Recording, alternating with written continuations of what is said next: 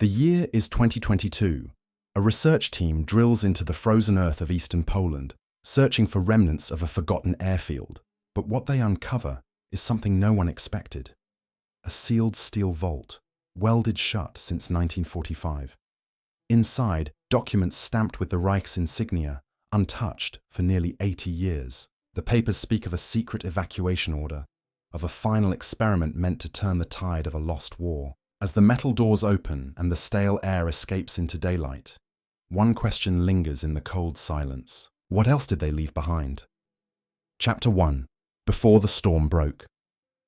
In the late 1930s, Europe stood on a fragile edge. The Great War had ended only 2 decades earlier, yet the scars still bled quietly beneath the surface.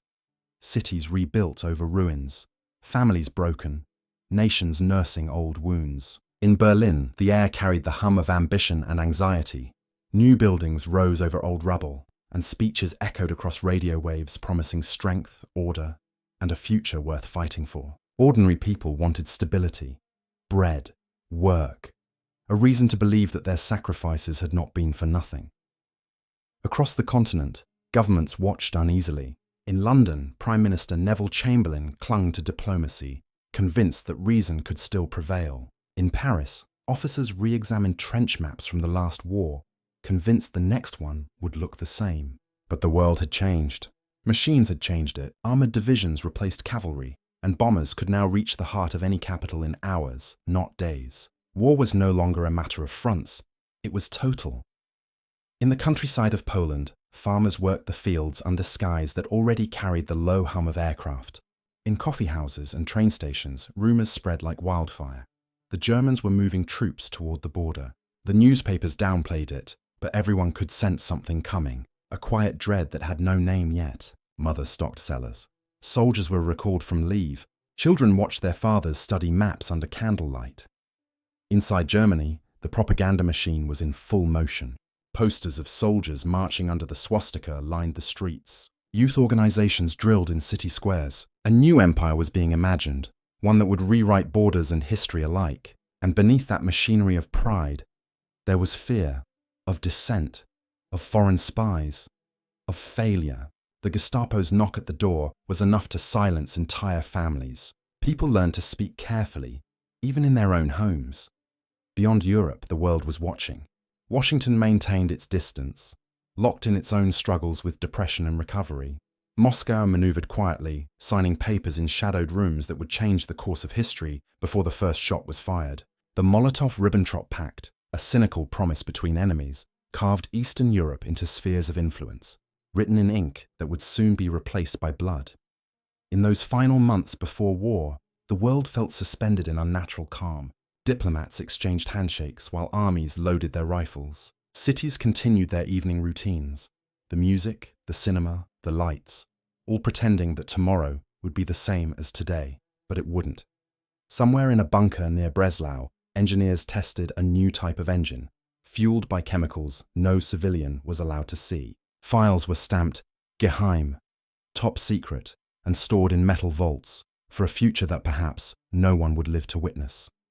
And so, as September approached, Europe held its breath. On the surface, peace endured, fragile, brittle, and doomed. But beneath the surface, men were preparing to tear the world apart once more. The storm hadn't broken yet, but everyone could feel the air changing. Chapter 2. The Descent into War. The morning of September 1st, 1939, began like any other for the people of Warsaw. Grey skies, the faint clatter of trams, shopkeepers unlocking their doors. Then, at 4:40 a.m., the first sirens began to wail. Within minutes, the Luftwaffe filled the sky. Bombs rained down on the city's rooftops, on schools, on train stations packed with refugees who had nowhere left to run. The invasion of Poland had begun, and with it, the collapse of peace in Europe.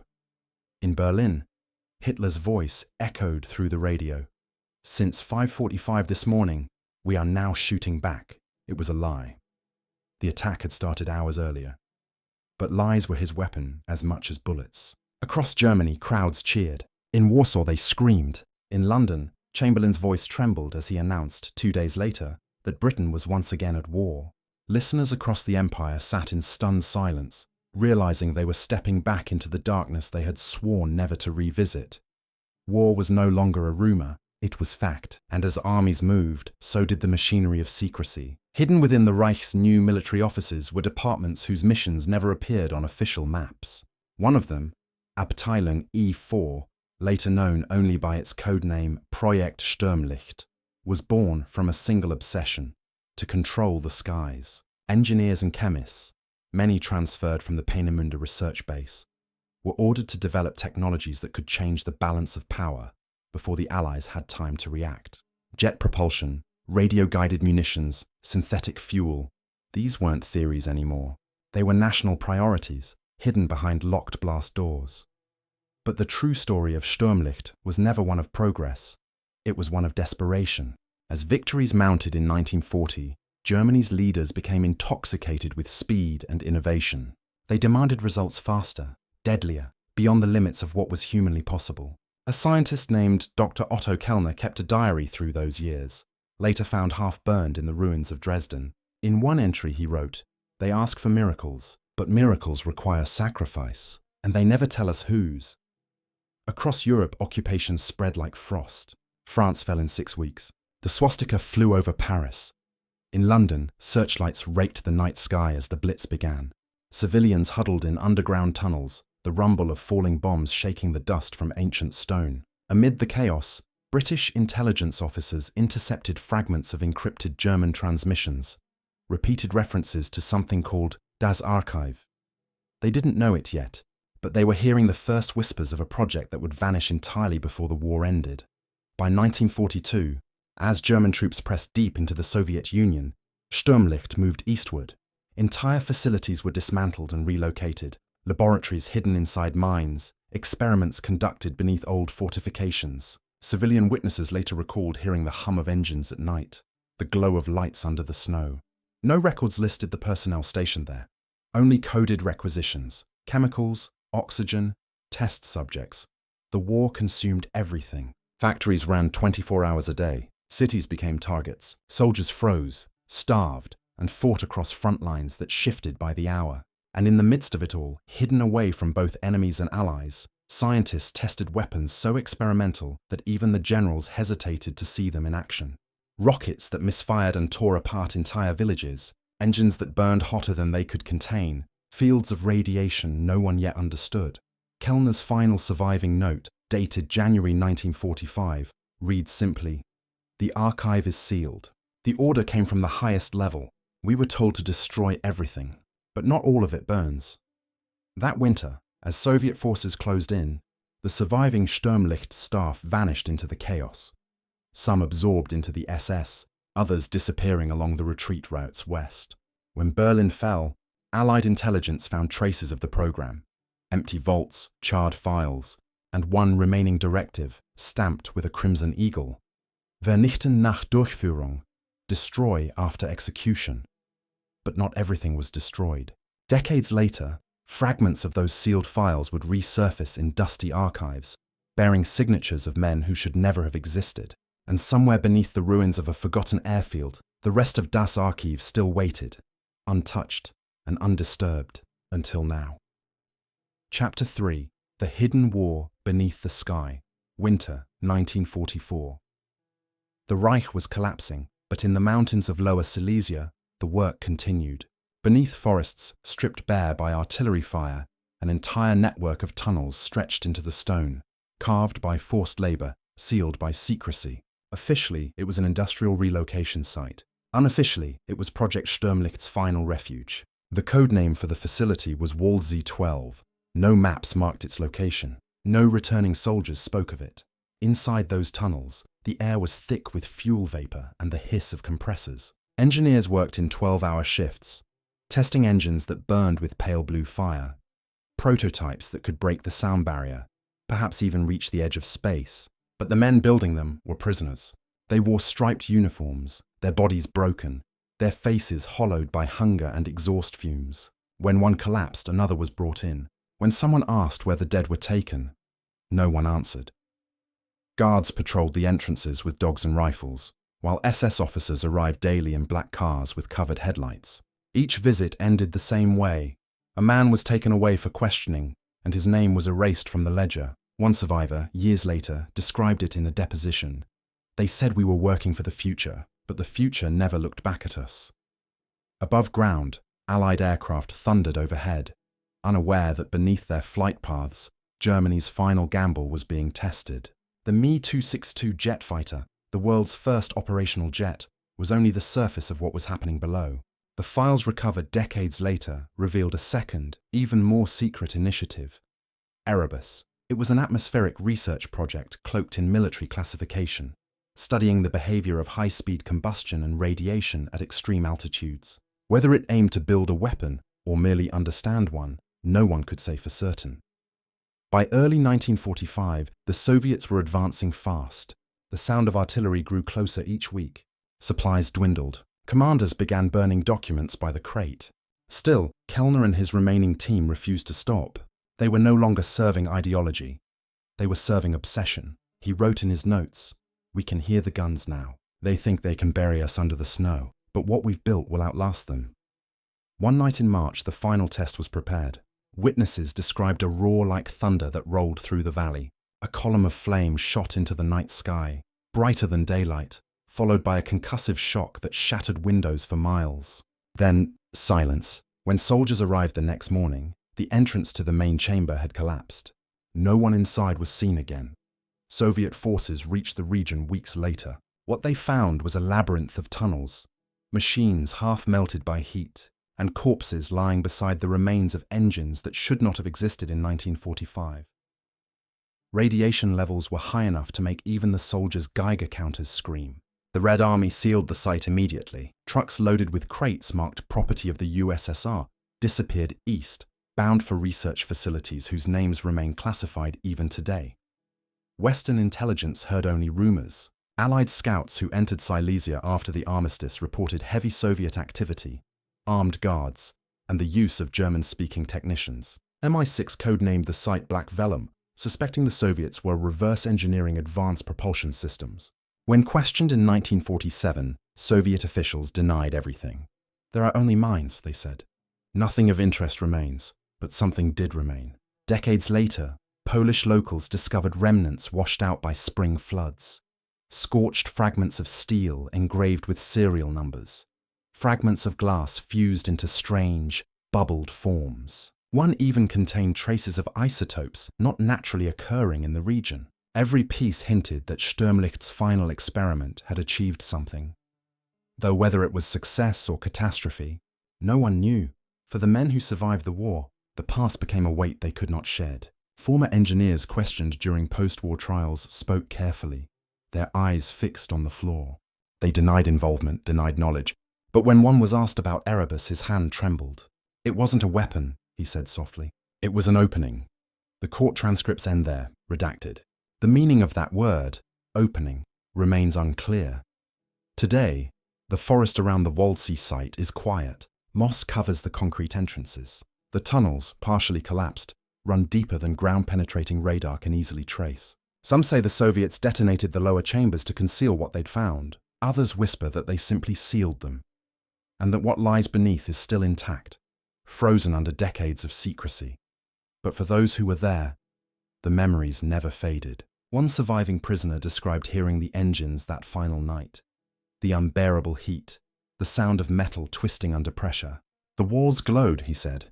And then, there was nothing. The war above the ground was ending, but beneath the soil, another kind of war, the hidden war of discovery, desperation, and silence, had just begun. Chapter 4: Shadows and Silence. When the guns finally fell quiet in May 1945, Europe was unrecognizable. Entire cities had vanished into ash, rivers ran thick with debris and oil. The smell of smoke and decay lingered in the air for years after the last bomb dropped. For those who survived, there was relief, but not peace. War doesn't end when the shooting stops. It lingers in memory, in secrets, in the things left buried beneath the rubble. In the ruins of Silesia, Soviet troops cordoned off the tunnels of WWII 12.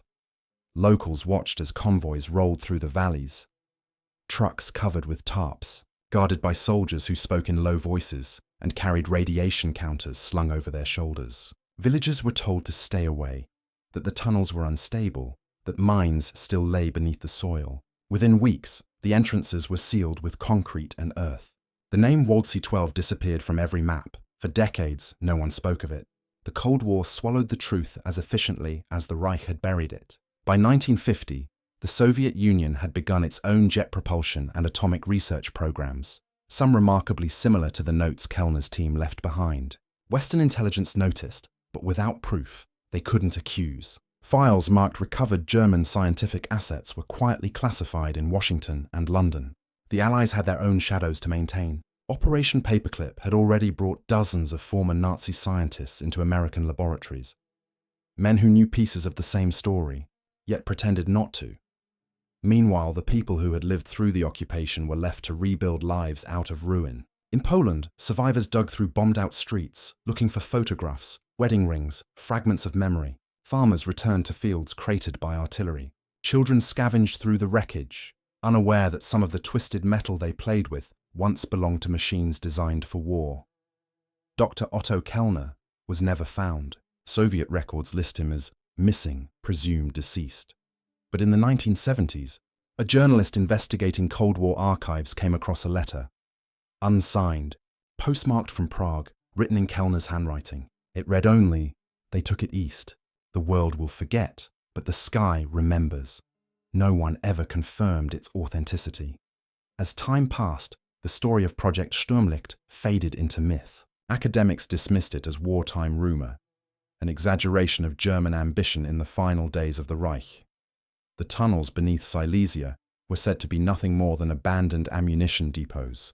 The people who once heard the roar of engines in the night grew old, and their stories turned into whispers told around kitchen tables.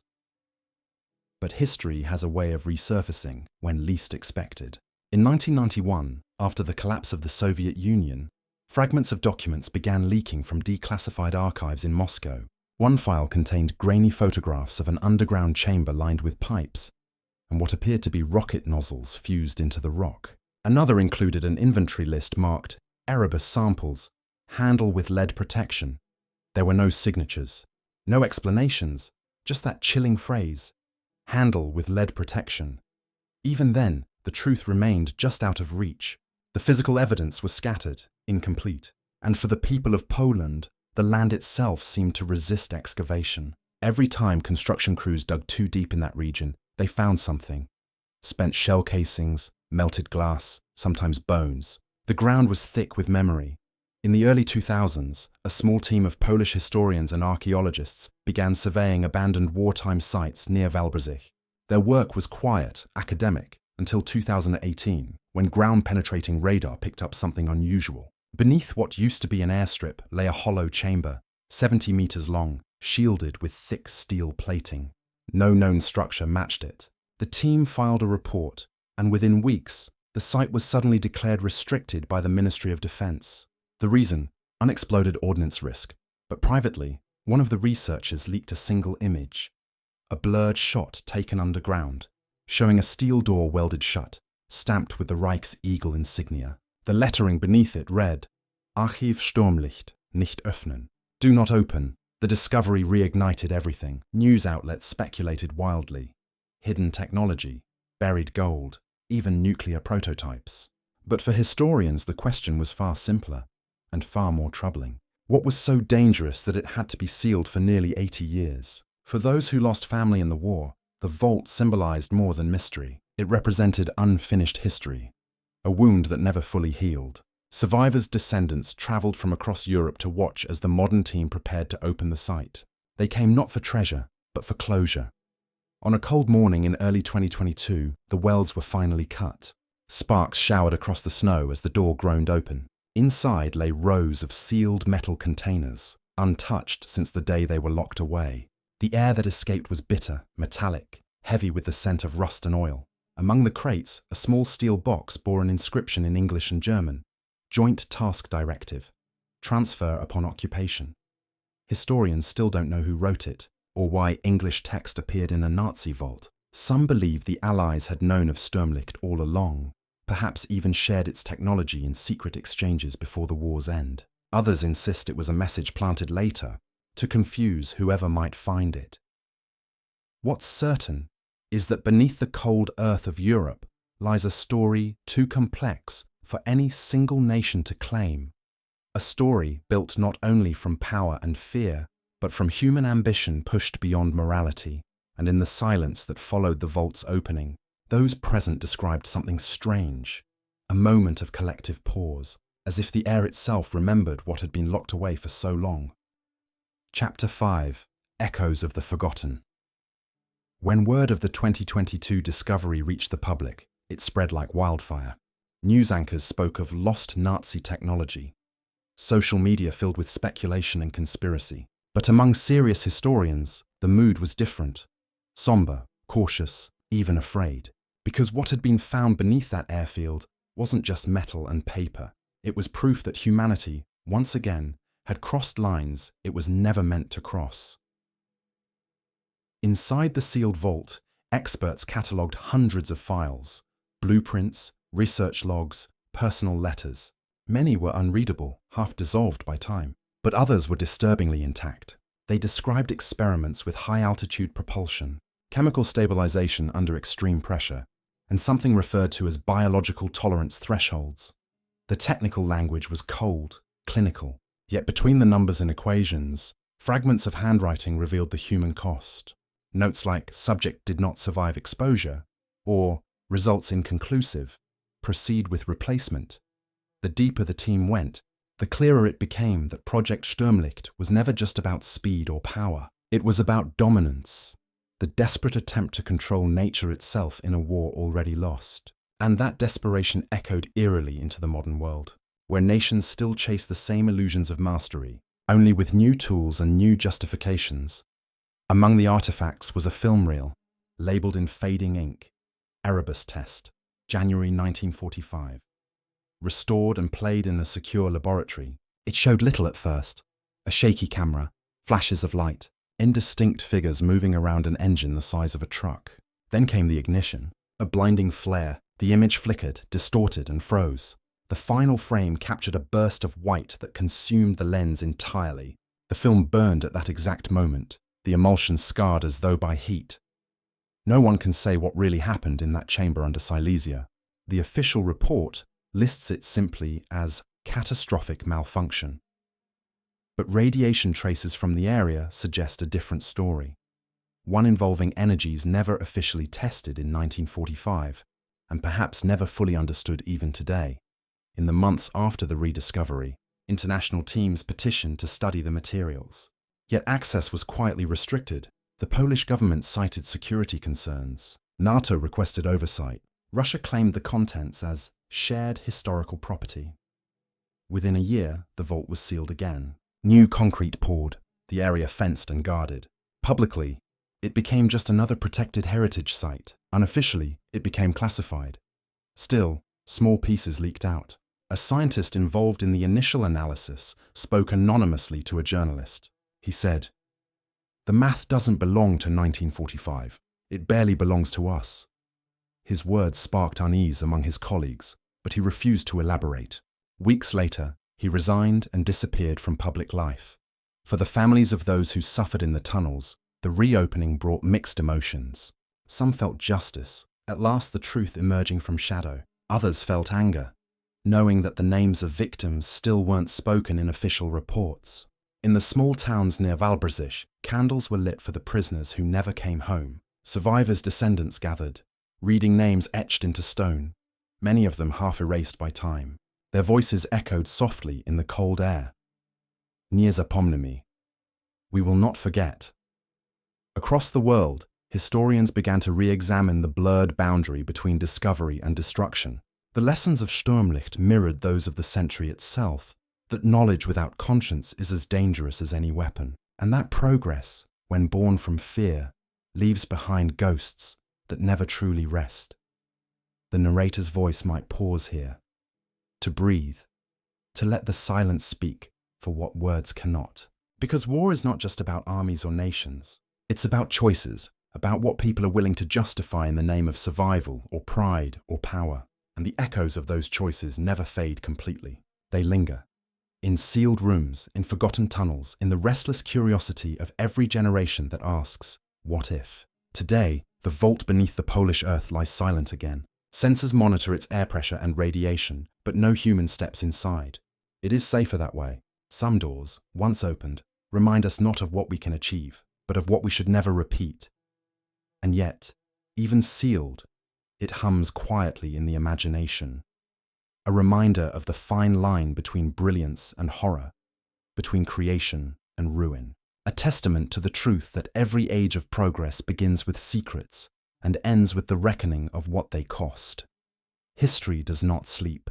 It waits, beneath our feet, beneath our politics, beneath our pride. It waits for someone to listen.